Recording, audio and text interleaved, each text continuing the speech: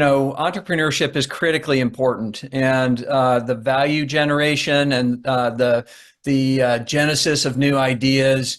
There's so much there with entrepreneurship. And also in large companies, we find that there's a lot of value creation and new ideas.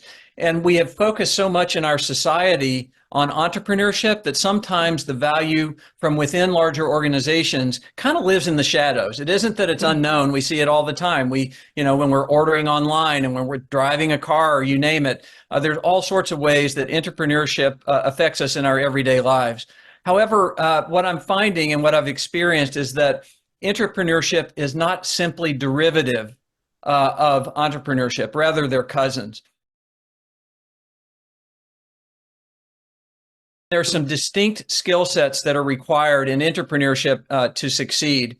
Some of these are common with entrepreneurs, and some of them are a little bit different. One of the distinguishing factors, for example, is the size and complexity of the organizations and the related skills that are required to navigate through. For example, if you're an entrepreneur, and in general, I think of that as someone who owns a company or has started a company or both, they tend to have a lot of control over what they do and how they do it. If you're an entrepreneur, you are by definition inside a larger organization. An entrepreneur is someone who creates value through innovation and growth within a larger organization. And so you have other structures. You might have a larger brand. You certainly have a lot more people, any one of whom can affect your ability to move forward. The top 5 characteristics of intrapreneurs. The first one that I found, it came up over and over again, in fact, maybe in every single interview I did, is curiosity.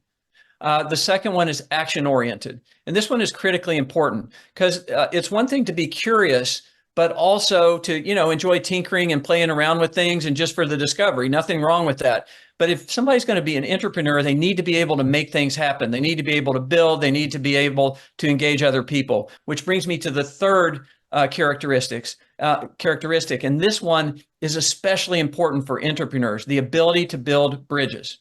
Next, someone who's risk tolerant. And lastly, someone who's optimistic in terms of the top 5.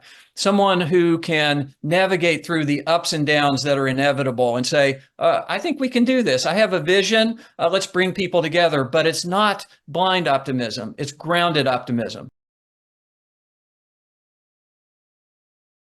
Entrepreneurs sometimes are a little impatient. They want to get going. They want to make it happen. But what can happen there, and I've done this far too many times, is in my eagerness to get going, I failed to listen well enough to the knowledge of someone else. And then maybe, in the spirit of candor, I was a little too direct as opposed to just trying to understand more. And so I think active listening skills are critically important. I talk about this some in the book. If you go in there and you say, hey, I need you to do this, not that, and you step back on the listening, you forget that, and I have from time to time, you'll get a reminder really fast. On the other hand, if you do take the time to listen and make sure that the respect that is intended is received, then a whole lot of really great things happen. You have a technology that works for one generation of services, but it doesn't work for the next. And companies often try to be really efficient instead of optimizing for the next thing that's coming.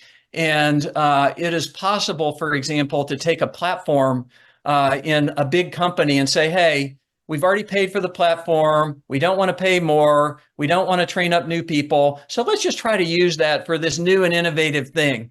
Sometimes that works. Sometimes it's brilliant, but sometimes it doesn't. And so it's very important to understand what the goals are, and then to assess an existing technology for future purpose, not an existing technology for efficiency. If a leader is focused on protecting their own role, their own job, look, it's understandable that we all have interest, but at the end of the day, from my perspective, the primary focus of a leader should be on contribution, not on self. If you focus on contribution, then a lot of other good things tend to happen, especially if you're in an environment that's conducive to that. And so I'm finding leaders who have said, hey, I'm allocating a certain amount of time to mentoring people. I'm finding leaders who are saying, well, yeah, we have limited budget, but I want to let you go to this conference because it would be a really helpful thing for you, and on and on and on. And so I'm agreeing with you and seeing that. Entrepreneurs push established organizations to adapt.